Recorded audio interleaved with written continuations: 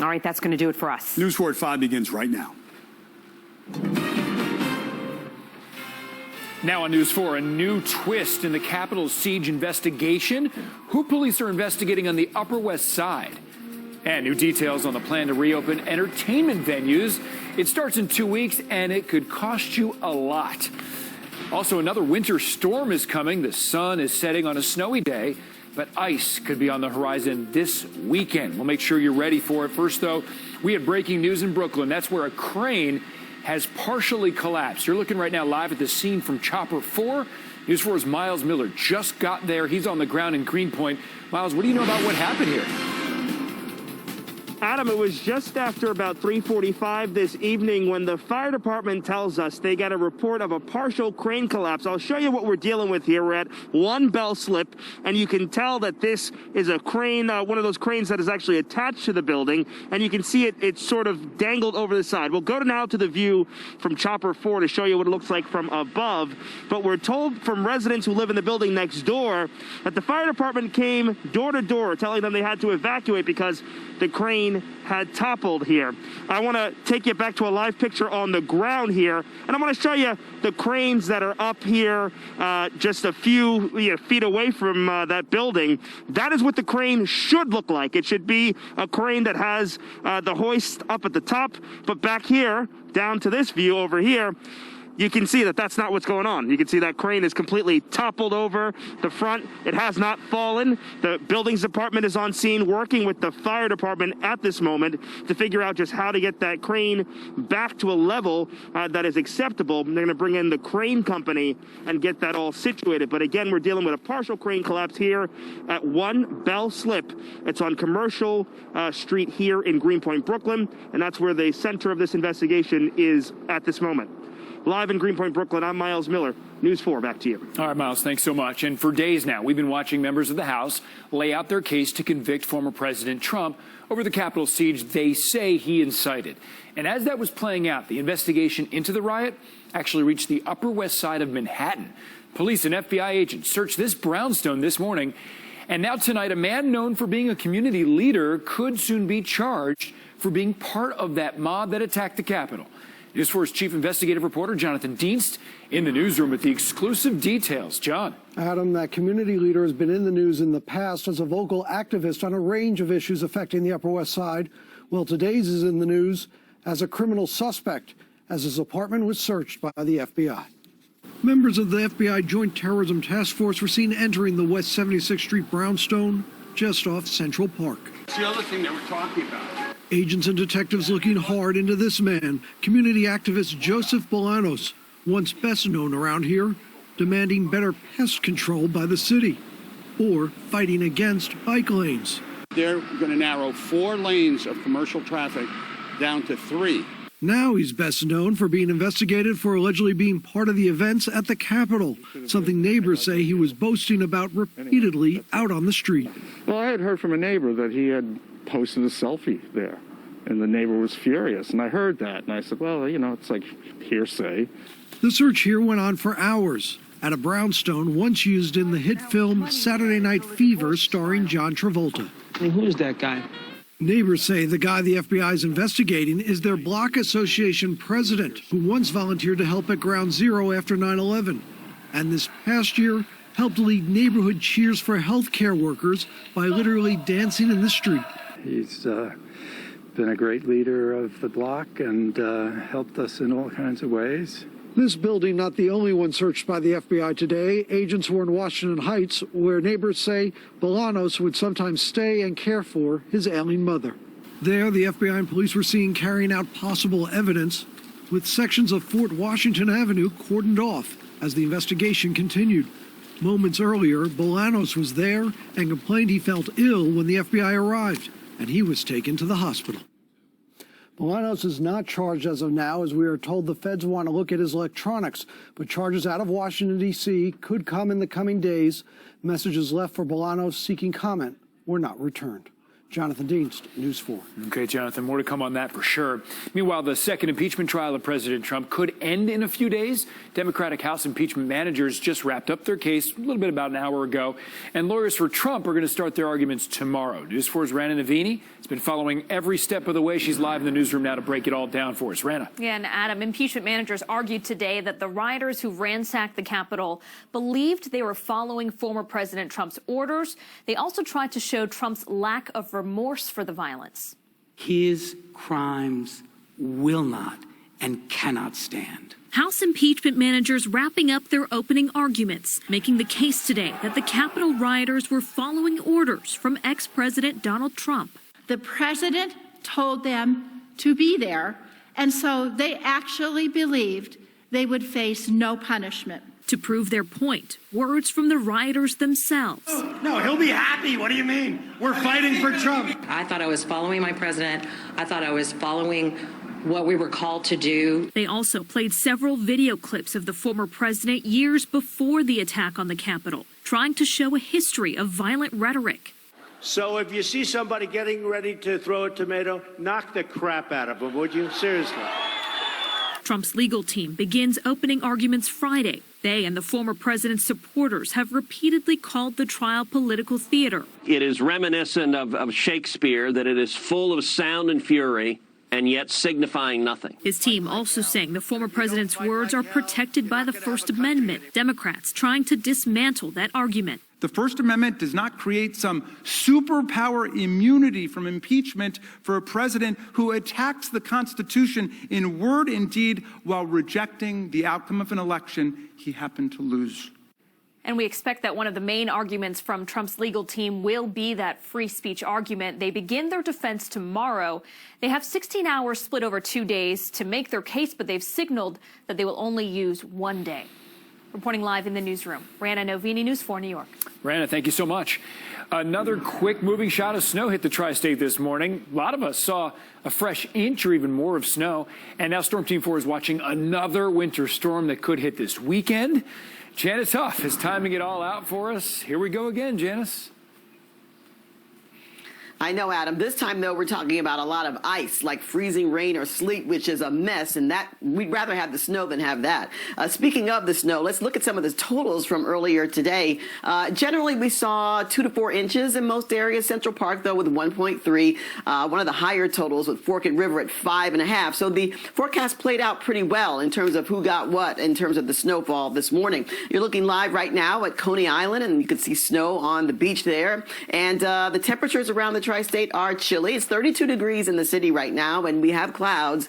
The feels-like temperature is 27, so bundle up if you have to be out. Notice a steady decline in the temperatures as we go through the night. Yes, a more cold air rolling through will be in the mid-20s around midnight and below freezing for everyone. So everything freezes over again. Very little melting going on Friday and Saturday. Freezing rain and sleet will make a mess this weekend. That's Saturday night into Sunday, and that we're going to talk about more coming up, as well as more snow possible next week in the forecast. Back to you, Adam. Okay, a lot on the way, Janice. Thank you. In 2 weeks, New York takes a massive step on the road to recovery. Arenas can start reopening, and tonight we have new information on how this is all going to work. Barclays Center is going to host the first event February 23rd, and it will not be cheap. Nets fans will have to pay for part of the bill, too. News 4's Erica Byfield is in downtown Brooklyn to break it all down for us. This will be an NBA experience like never before, and all of it will come at a price in the name of getting fans back inside this arena safely. To Kyrie Irving.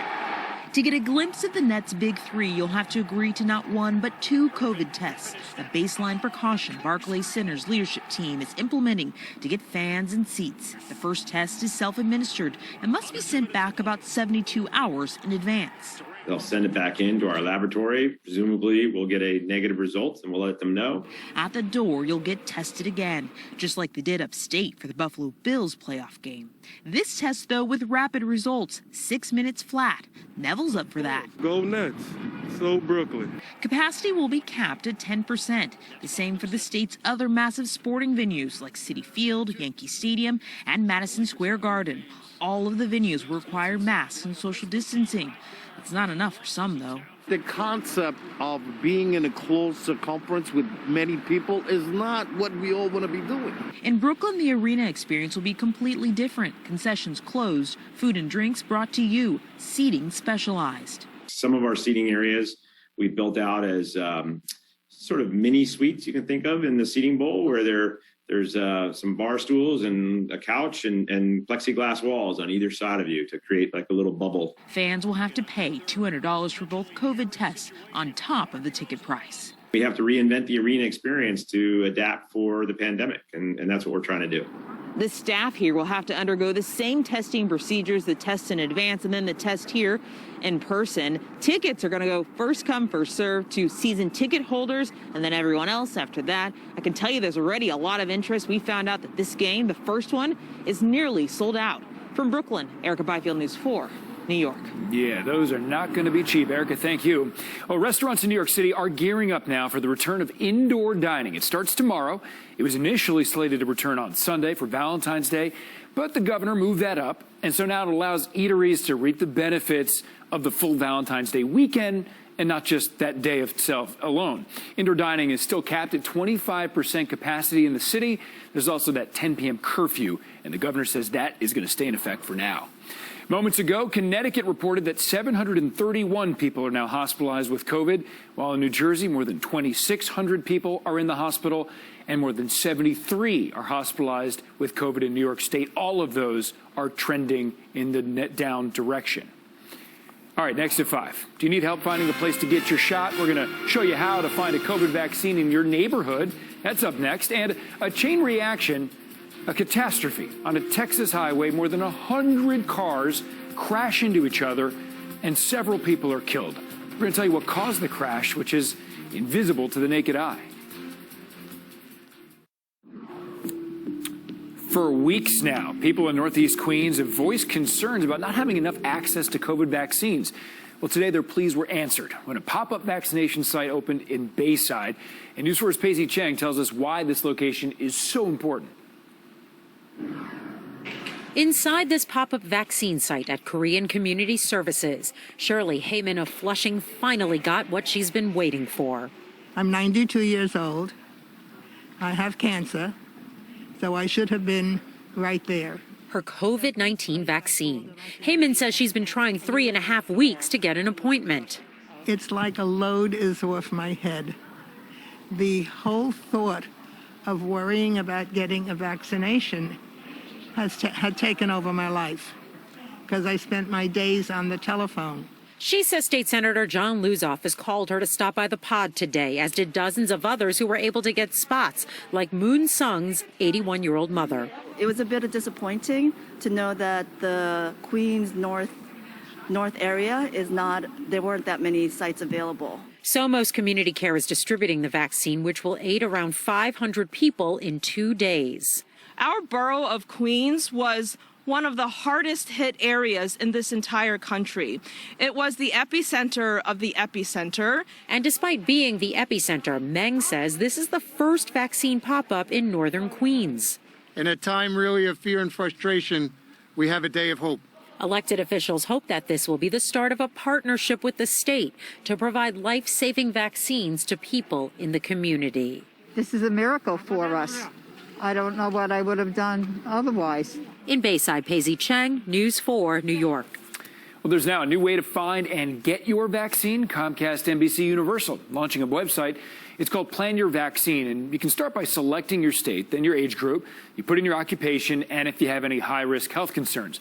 Once that's done, you're going to learn the distribution timeline for your specific state, who's eligible now, and then who's up next.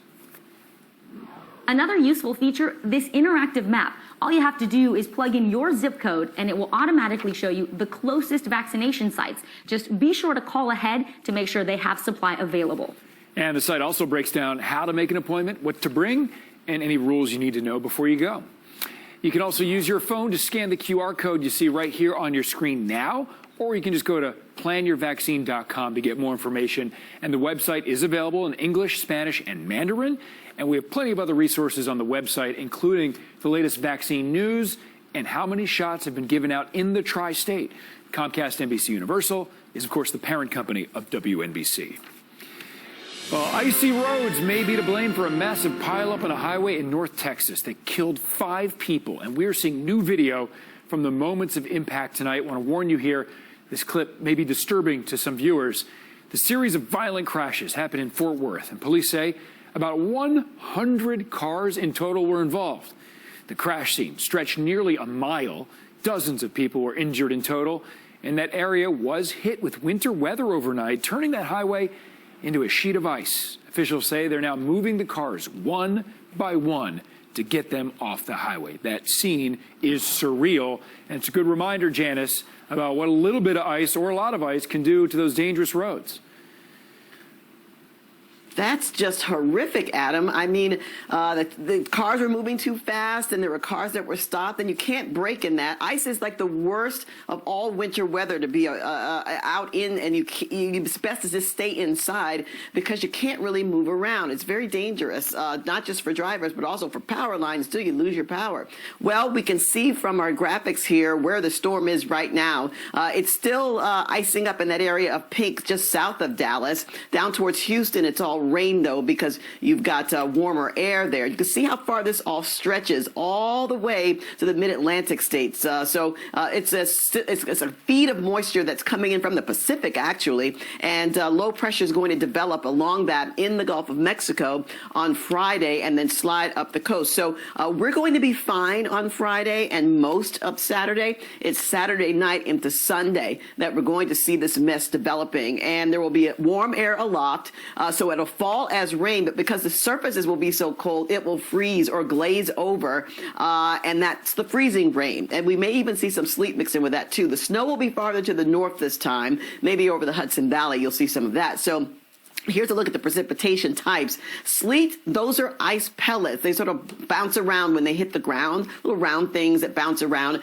What we are expecting is some of that, but mainly freezing rain. So with the warm air aloft, it will, as it falls from the clouds as snow, it melts, and then it's rain, and then it freezes again on the surfaces. Because remember, everything's really cold. It's been below freezing for so long in most areas, and it gets really cold in the area again tonight. Right now, we're seeing some slow traffic here. It's 32 degrees in New York City. The wind chill is 25. We've got the clouds out there and some cold air. So wind chills are in the teens and 20s for later on this evening and into tonight. They'll even go down to single digits and below zero north and west in the morning. So more Arctic air coming in. Bundle up if you have to be out. The cold air is going to be around. So tomorrow's forecast 29. It's cold. It's dry. It won't feel that warm. Partly sunny skies. And you see those surfaces will be frozen over. So when the rain does start, that's why we're expecting the ice and the glaze.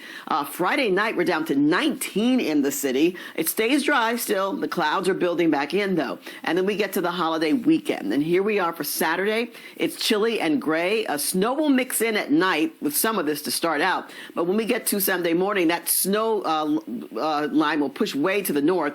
And then it's a messy mix for Valentine's Day because we're looking at rain, ice, and snow, but the ice is going to be the big chunk of it. That's going to be the biggest impact for us. By President's Day, things have moved on. It's dry and sunny, but it's a cold day on Monday. Our exclusive 10-day forecast shows, and when we get into later next week, we've got temperatures warming up a little bit. By Friday, we're in the upper 30s to near 40 degrees, and so we'll have some rain then, but there's also a chance of rain or snow before that on Thursday. Next weekend looks nice and dry and sunny, Adam. Back to you. I'm going to be ready for that one just now. Thank you so much, Janice. Appreciate it.